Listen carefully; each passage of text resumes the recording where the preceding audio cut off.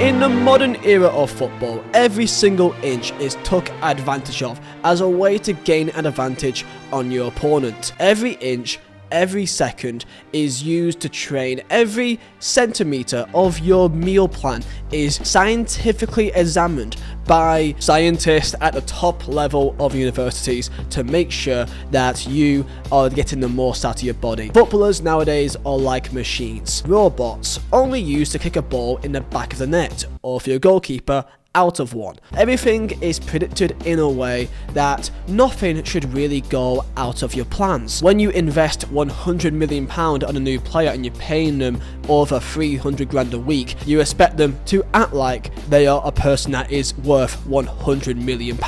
But sometimes in football, things are not predictable. In today's video, we are going into the footballers who have gone missing. And no, this doesn't mean a player that just has gone off the boil a little bit and are playing somewhere in China, aka Oscar, but he might as well be considered f***ing missing, cause no one has seen that guy play football for at least 6 years. Before each game they spin a wheel for his goals and assists and just whack it on sofa score. But no, these are footballers who for whatever reason completely fell off the face of the earth and were not to be seen. If you guys do enjoy, smash a like button. Thank you so much for the support on the channel. In the last video of the tragic tale of Dele Alli, we hit 3,000 likes, so I'm gonna try and give you just a bit less than that, 2,500 likes. If we can hit that, then that would truly mean the world. And also subscribe if you are new for more videos like this, and comment down below which footballer have you forgot of in the last 5 years.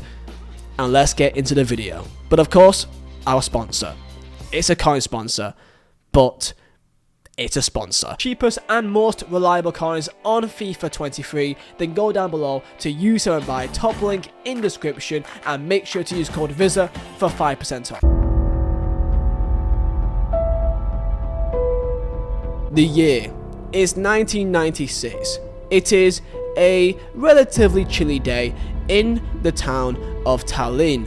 Tallinn is in Estonia. Estonia, a country which you may struggle to even point at a map.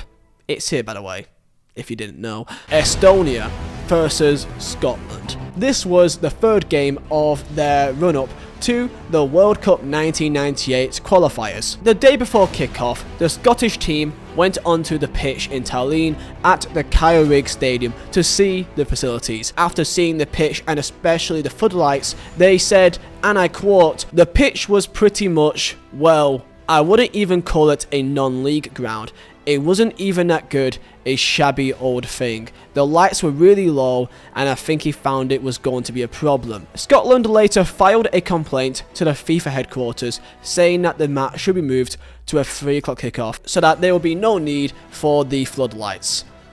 Estonia was not happy with this. They were so unhappy with this that they decided to basically tell Scotland to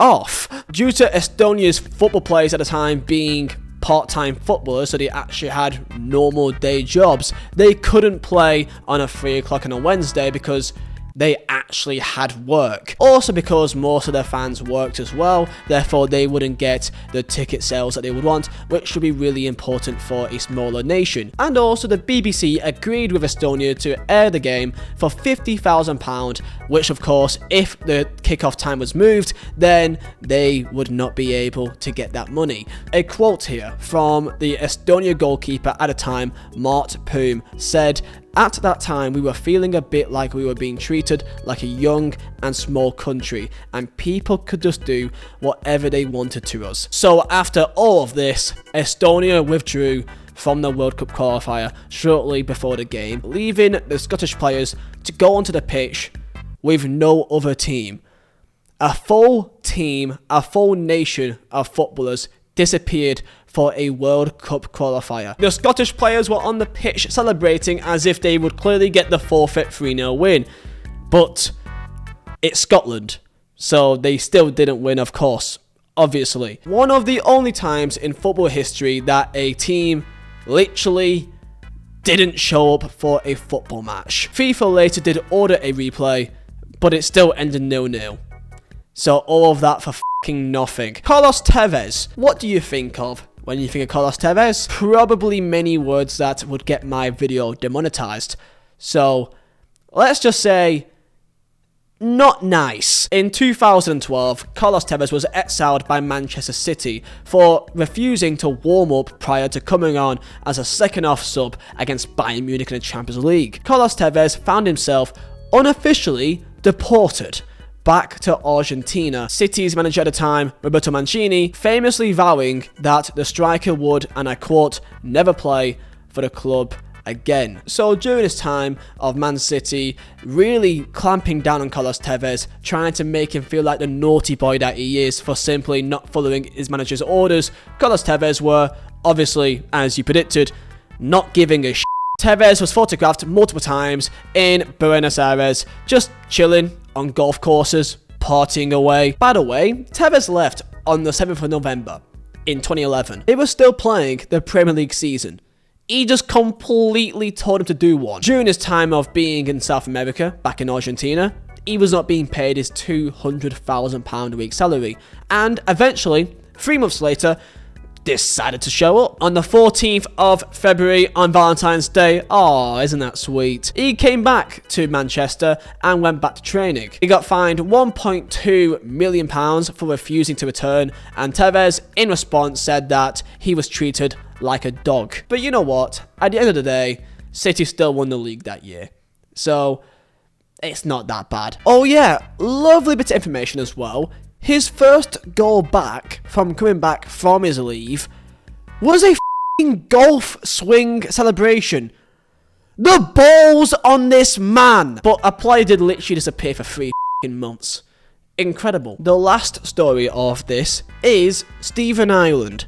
Yes, Stephen Ireland. Yes, there's a video involving Stephen Ireland in 2022. But trust me, this is great. Back in 2007, Ireland, no, not him, the country, played a game against Czech Republic. This was a big game for Ireland as it was a crucial game against the Czech Republic for the qualifiers for the 2008 Euro. Before the game, no, Stephen Ireland withdrew from the Irish squad before the game, claiming that his maternal grandmother has died. Of course, with respect, the FA of Ireland granted him compassionate leave and arranged a private plane to fly him home to be with his family. However, for whatever reason, the Irish media realised that his maternal grandmother was actually alive. Yeah, you know, imagine saying to like the public on live television that, yeah, my grandma's died, can I leave?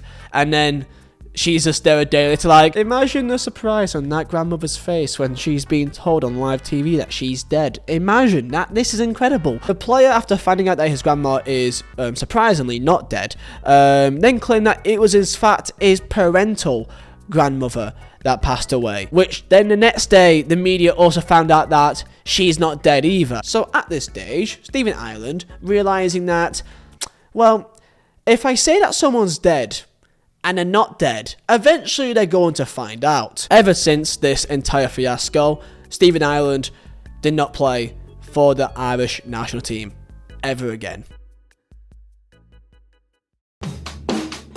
So the moral of the story is, if you were going to say that your grandma's dead, make sure they're actually dead. What a revelation, okay, but I do hope that your grandparents are absolutely fine and well on this lovely Christmas. Of course, it's also Christmas, so thank you all for the amazing support this year. I hope you guys did enjoy this video. I know that it's Christmas Day, I think, when this goes up, so I don't know if this may do well, but for some people, their Christmases are different than others, because in Poland, we had our Christmas yesterday. So I thought that someone may want a video out today. So I did what I can. So thank you all so much for watching. I hope you guys had a great day, and I'll see you guys another time for another video. And thank you so much. Peace out.